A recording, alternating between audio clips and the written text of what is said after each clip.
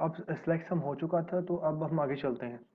अब हमने उसका एलियास साइन करना है, क्योंकि जब हमारा क्लाइंट कोई आएगा, मतलब हमें कोई प्रोडक्ट देने आएगा कि हमने इस तरह की चीज़ गेट करनी है, तो अगर वो उसे ये नहीं पता चलेगा, उसने बस सिंगल बटन क्लिक करना है और उसे पता चल जाएगा कि ये अमाउंट है मेरी।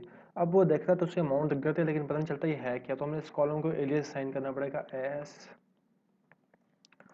Total salaries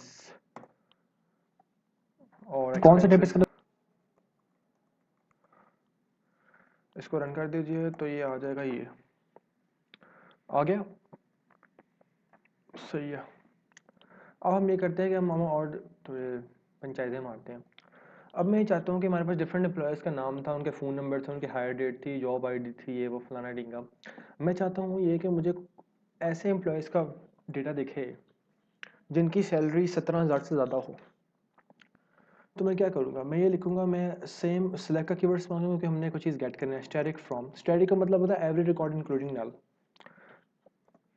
and column. Static select static from, कहाँ से करना है आपने, टेबल का नाम लिखें एम्प्लॉयज़। अब करना क्या है, आपने कंडीशन स्पेसिफाई करनी है। कंडीशन स्पेसिफाई करने के लिए वेयर का क्लॉज इस्तेमाल होता है। वेयर क्या होना चाहिए, सैलरी आपकी 17,000 से ज़्यादा होनी चाहिए। Salary should be greater than 17,000। इस स्पेसिफिक क्वेरी को एग्जीक्यूट कर दें तो ये आपके पास आ गया एक बंदा एम्प्लॉय 100 स्टीव किंग, जिसकी सैलरी 24,000 है।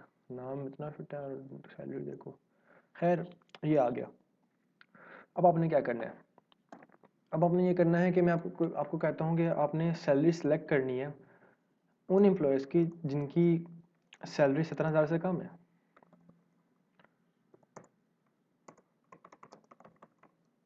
Less than 17,000। अब अगर मैं ये सिलेक्ट करता हूँ, एग्जीक्यूट करता हूँ, तो मेरे पास तकरीबन स्टीफन के अलावा सारा डेटा आएगा। यहाँ पे देखें 100 आईडी नहीं आ रहा होगा उसका, स्टीवन का बकाया सारा आ रहा है। आ गया। आप देख सकते हैं सैलरी किसी की 17,000 से ज़्यादा नहीं होगी, सैलरी कम होगी। सही। अब हम करते हैं कि हम मल्टीपल कंडीशन स्पेसिफाई कर लेते हैं।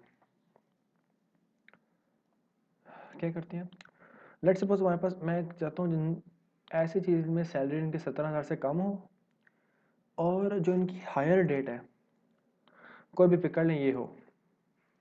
सही है। तो मैं यहाँ पे दो कंडीशन स्पेसिफाई करूँ, दो कंडीशन को अगर दोनों पे डिपेंडेंट होना पड़ता है उसके लिए हम एंड का कीवर्ड इस्तेमाल करते हैं। एंड आगे क्या है, हायर डेट है। Hire date is equal to, ये कॉपी कर दिया, डायरेक्ट लिख दिया। अब मैं ये रन करता हूँ तो अब ये स्पेसिफिक उनको शो करेगा जिनकी डेट इनसे कम होगी और सैलरी भी 17,000 से कम होगी। सही है। यहाँ पे सैलरी 17,000 से कम है इसकी एग्जैक्टली, और उसकी हायर डेट भी एग्जैक्टली वही है, हमने मैचिंग की थी हायर डेट की। ठीक है, तो ये एंड का कीवर्ड भी हो गया। अब मैं ये कहता हूँ कि सैलरी इनकी 15,000 होगी जिसकी लेस देन, और उसकी हायर डेट ये ना हो। लेट्स सपोज की सैलरी 3100 है, मैं कहता हूँ यहाँ पे सैलरी इक्वल टू 3100 और hire date is not this. इसको एग्जीक्यूट करते हैं, मेरे हाल शीट ये क्या हुआ, हायर डेट चलो लेट्स सपोज लेस कर देते हैं इससे।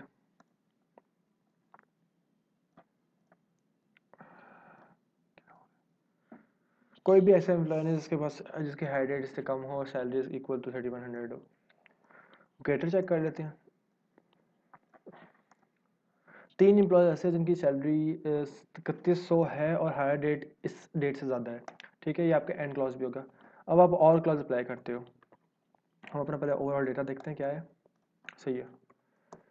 Select select from employees where salary is greater than 10,000 कर लो चलो, और या फिर या सैलरी 10,000 से ज़्यादा होगी, या फिर उसकी जॉब आईडी हम करते हैं आईटी प्रोग्रामर, जो इंशाल्लाह हमारी भी होगी, और job ID is equal to IT program check. इसको एग्जीक्यूट करते हैं।